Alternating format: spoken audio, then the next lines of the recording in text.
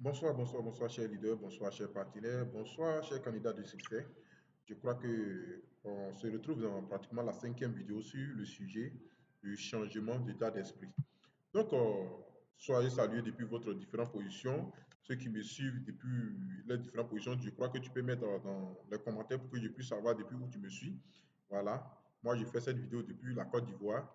Je ne sais pas depuis où tu me suis. Tu me suis depuis le Cameroun, depuis le Burkina Faso, depuis le Mali, depuis le Tchad, depuis la Mauritanie. Peu importe de là où tu me suis, tu peux mettre dans les commentaires pour que je puisse savoir depuis quel côté de la planète tu me suis.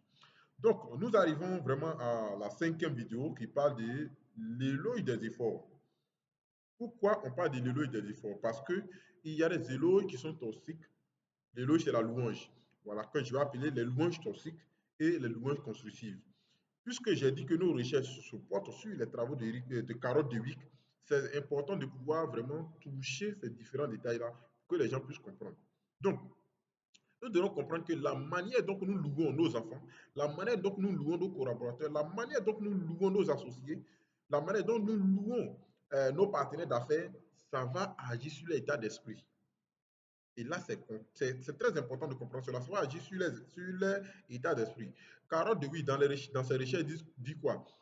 Carotte de oui dit la manière dont nous louons les enfants et les autres, les adultes, c'est-à-dire que je regroupe tout le monde, les adultes, peu importe qui sont, a un impact énorme sur leur état d'esprit et sur leurs résultats futurs. Ça, c'est important de comprendre cela. Donc, plus tu as des louanges toxiques que tu adresses à ton enfant, plus ton enfant aura des résultats médiocres. Plus tu as des louanges constructives que tu adresses à ton enfant, plus l'enfant aura quoi, des résultats constructifs. Donc, nous allons comparer ces deux types de louanges, les louanges toxiques et les louanges constructives. Concrètement, c'est quoi une louange toxique? Une louange toxique, c'est une louange qui va avoir tendance à fragiliser l'état d'esprit de celui qui reçoit cette louange-là. Ça veut dire quoi concrètement? Ça veut dire qu'en lui donnant cette louange-là tous les jours, il va avoir un mindset fixe. Ça va changer son mindset. Parce que ici, nous parlons de mindset fixe et de mindset de croissance. Or, si les louanges ne sont pas constructives, les louanges sont toxiques, les louanges vont donner un état d'esprit fixe. Donc, nous devons comprendre ces choses-là. Donc, qu'est-ce qu'une louange toxique concrètement? Donc, les louanges toxiques, c'est quoi? Ce sont les phrases comme tu dis à ton enfant, tu es intelligent. Tu dis à ton enfant, tu es doué. Tu dis à ton enfant, tu es un génie. Carotte de 8 dit ça, ce sont des louanges toxiques. En lieu et place de ces louanges toxiques, qu'est-ce qu'on doit dire à l'enfant? On doit dire à l'enfant que tu as beaucoup travaillé. On doit dire à l'enfant que ta stratégie était excellente. On doit dire à l'enfant que tu as persévéré. On doit dire à l'enfant quoi, tu as vraiment tenu bon. Ce sont des louanges constructives. Pourquoi Carole Dewey dit ça? Carole Dewey dit en disant à un enfant que tu es intelligent, tu es doué, tu es un génie, qu'est-ce que ça va avoir comme implication ou bien conséquence dans la vie de cet enfant-là? L'enfant aura peur de perdre l'étiquette que tu lui as donnée parce qu'en disant à un enfant que tu es intelligent, en disant à un enfant que tu es doué, en disant à un enfant que tu es un génie, tu lui as donné une étiquette. Donc l'enfant va se battre pour conserver cette étiquette-là. Donc l'enfant aura peur, ou l'adulte, ou l'associé que tu as là, aura peur de perdre cette étiquette-là. Vous voyez un peu? Il aura peur. Et dans le livre de Carole de qui a évoqué ce sujet-là, il y a un jeune qui était rentré dans la maison d'une dame pour aller braquer, un jeune homme. Et quand le jeune homme est rentré, le jeune homme, vous savez un peu quand les braqueurs rentrent, comment ils vont intimider les gens et tout ça. Là, quand il a commencé, la dame, elle avait peur, mais elle regardait le jeune de ses yeux et puis elle dit au jeune que tu n'es pas un homme méchant. Que je sais que ce que tu es en train de faire là, tu as été contraint, sinon tu n'es pas méchant intrinsèquement, tu es un bon gars, tu es un bon type. Le jeune homme essayait de résister, il essayait de camoufler ses émotions. Mais la dame insistait tellement que le jeune homme a commencé par pleurer. Et le jeune homme a commencé à lui expliquer un peu sa vie, ce qu'il a mené dans du grand banditisme et tout ça là. Pour dire quoi, intrinsèquement, quand tu donnes l'étiquette à quelqu'un, la personne va lutter pour pouvoir conserver cela. Vous voyez? La personne va lutter. Voilà pourquoi les Africains ont un dicton qui dit, ils disent que si tu ne veux pas qu'on te vole, c'est que tu as peur qu'on vole là. Il faut confier ça à ton voleur. Il ne peut plus te voler. Parce qu'en lui confiant d'une manière inconsciente, tu es en train de lui dire que tu es un bon gars. C'est parce qu'il te fait confiance qu'il t'a donné ma chose pour garder. Oui, il y a des cas où il y a vraiment des voleurs véreux qui vont prendre ta chose pour aller vendre. Oui, mais dans un voleur, c'est un voleur qui est logique, c'est un voleur qui est à la morale. Lui confier sa chose, il ne peut pas vendre, il va garder. Voilà. Donc, Ça implique quoi? Ça implique l'enfant va chercher à conserver son étiquette. Donc, et là, c'est pas intéressant, c'est pas bon. Donc, en lieu et place de ces louanges-là, il faut motiver la personne. Il faut dire à ton enfant, au lieu de dire que tu es intelligent, tu es doué, tu es un génie, il faut lui dire que tu as beaucoup travaillé. Il faut lui dire que ta stratégie était bonne. Il faut lui dire que tu as persévéré. Pourquoi? Parce qu'en lui disant que tu es intelligent, lui, l'enfant, il s'est dit quoi? Il s'est dit que ça veut dire que tous ceux qui échouent à ce niveau-là sont bêtes. C'est-à-dire que je suis le plus intelligent. Or, en lui disant que tu as beaucoup travaillé, ça montre à l'enfant que c'est parce qu'il a persévéré. Sinon, il y a des gens qui sont plus intelligents que lui qui échouent à ce niveau. Oui, cher candidat de succès, je vous dis la vérité. Il y a des choses que tu n'arrives pas à faire, mais il y a des gens moins intelligents que toi qui arrivent à le faire. Ça ne veut pas dire qu'ils sont plus intelligents que toi, ça veut dire que simplement ils ont beaucoup travaillé.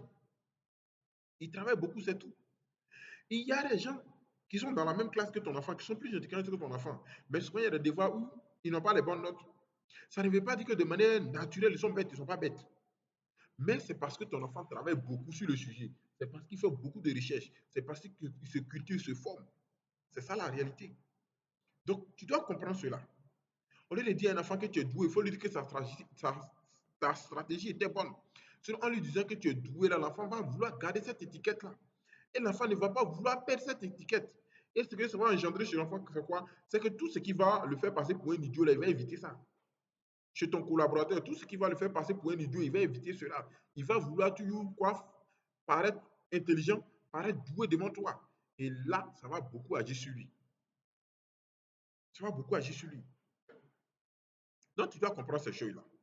Au lieu de dire à ton enfant que tu es un génie, ce n'est pas parce que tu es génie que tu as réussi. Tu as réussi parce que tu as persévéré. Les leaders, je prends un exemple terre à terre, chaque candidat du succès. Je prends un exemple terre à terre que je vous dis. Ceux qui sont ingénieurs aujourd'hui dans notre société, ceux qui sont les grands docteurs, les grands médecins, les grands ingénieurs, les grands euh, architectes, ils ne sont pas les plus intelligents de la société. Non, non, non. Vous convenez avec moi, il y a des gens, il y a des enfants qui étaient super intelligents que ceux-là aujourd'hui même qui se retrouvent dans les rues. Il y a des gens qui sont plus intelligents, qui étaient super intelligents que ces derniers-là, mais aujourd'hui qui n'ont pas de métier, qui n'ont pas d'activité. Donc le problème, ce n'est pas l'intelligence, c'est parce que juste ils ont persévéré, ils ont respecté le système, ils ont suivi le processus. C'est tout. Sinon, l'ingénieur que tu vois dans sa classe, il n'était pas le plus brillant ou bien le plus intelligent. Non, il n'était pas. Mais c'est parce que simplement quoi, il a suivi le processus, il a persévéré dans le système. C'est tout. Sinon, il n'est pas un génie. Donc, il faut comprendre ces choses-là. Il ne faut pas donner une étiquette qui n'est pas bonne à donner à ton enfant. Donc, vous comprenez déjà pourquoi j'ai dit que ces louanges-là sont des louanges toxiques et pourquoi je suis d'accord avec ce que Carole de Huy dit. Or, quand l'enfant va vouloir conserver son étiquette, qu'est-ce que l'enfant va faire? L'enfant va éviter les défis. Parce que quelqu'un qui veut garder une étiquette, même un collaborateur qui veut garder une étiquette, quand il y a un travail qui vient, qui dépasse son niveau, il va vouloir éviter à tout prix ce travail-là. Parce qu'il ne veut pas paraître idiot. Il ne veut pas perdre cette étiquette-là, il ne veut pas perdre cette confiance que tu as en lui. Donc, il va éviter les défis. Et cette personne qui évite les défis-là a une fâcheuse tendance d'abandonner rapidement. Quand c'est du net, la personne abandonne. Et si la personne, même s'il arrive que la personne n'abandonne pas, la personne va tricher facilement. Si c'est possible, va tricher. Vous voyez un peu? Donc, c'est très important de pouvoir vraiment comprendre ces choses-là. Des louanges toxiques. Donc, dis à un enfant que tu es intelligent, dis à un enfant que tu es doué, dis à un enfant que tu es génie. Voilà ce que ça a comme conséquence. Ça va faire que l'enfant a peur de perdre l'étiquette que tu lui as donnée. Ça va faire que l'enfant va éviter les défis. L'enfant va abandonner rapidement. Et si c'est possible, l'enfant va tricher. Donc, il faut comprendre ces choses-là. Donc, en lieu et place de cette louange toxique-là, Carole de lui dit, il faut plutôt apprécier le processus. Il faut dire à l'enfant que tu as beaucoup travaillé. Il faut dire à l'enfant que ta stratégie était bonne. Il faut dire à l'enfant que tu as persévéré. Et qu'est-ce que ça aura comme conséquence, ces louanges constructives-là? Ça aura pour conséquence quoi? De motiver l'enfant et de maintenir continuellement sa motivation. Et je vous assure, l'enfant sait que c'est le processus que tu apprécies. Donc, si lui, il persévère, tu vas toujours l'apprécier, tu vas toujours apprécier euh, le processus. Donc, l'enfant sera tout le temps en recherche, en quête de défis. Le collaborateur qui reçoit les louanges constructives sera toujours en quête de défis. Et quelqu'un qui est en quête de défis va avoir une persévérance accrue. Oui, je vous assure, parce que quand il est en face d'un défi, il dit, quand je vais révéler le défi, vous voyez, j'aurai encore des louanges par rapport au processus. Et là, c'est très, très, très important de comprendre ces choses-là. Je dis quoi? C'est très, très, très important de pouvoir comprendre ces choses-là. Donc, celui qui reçoit les louanges constructives sera toujours motivé. Il va constamment chercher des défis. Il va persévérer face aux défis. Et il va travailler avec intégrité. Parce qu'il n'a pas peur. Il sait que sur le processus, on apprécie. Si cette fois-ci, ça n'a pas marché, ça veut dire que je n'ai pas travaillé beaucoup. Ou bien ma stratégie n'était pas bonne. Donc, celui avec qui je travaille, ou bien mon papa va me dire de trouver une stratégie meilleure. C'est ça la réalité. Et là, c'est important de comprendre ces choses-là. Sinon, si on n'a pas compris ça, on va adresser des louanges à nos collaborateurs, on va adresser des louanges à nos enfants qui va vraiment finir par les détruire. Ou qui va finir par leur donner un état d'esprit fils.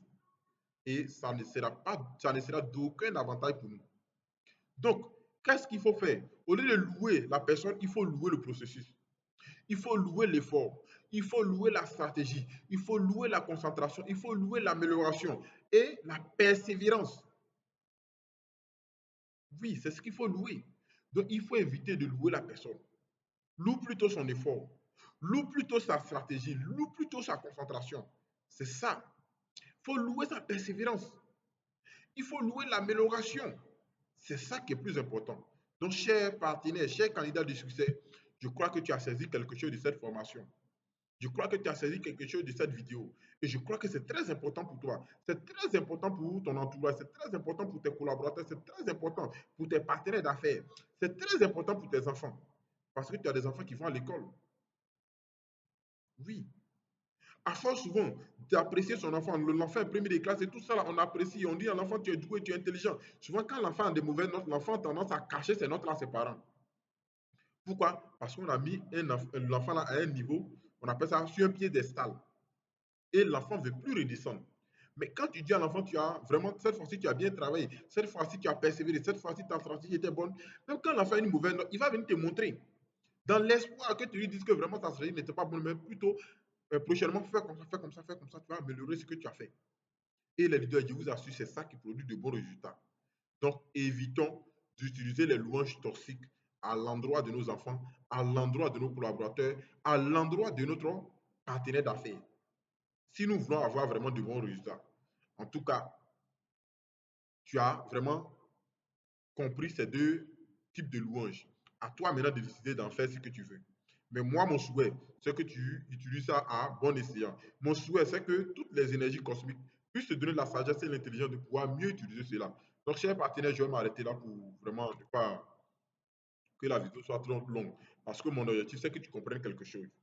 Mon objectif en suivant ces vidéos-là, parce que c'est une chaîne de motivation, que tu puisses saisir quelque chose et changer ta vie. Donc, rendez-vous dans la prochaine vidéo pour la suite de cette formation. Et bien de choses à toi, porte-toi bien et que la grâce, oui, soit ton partage durant toute cette semaine.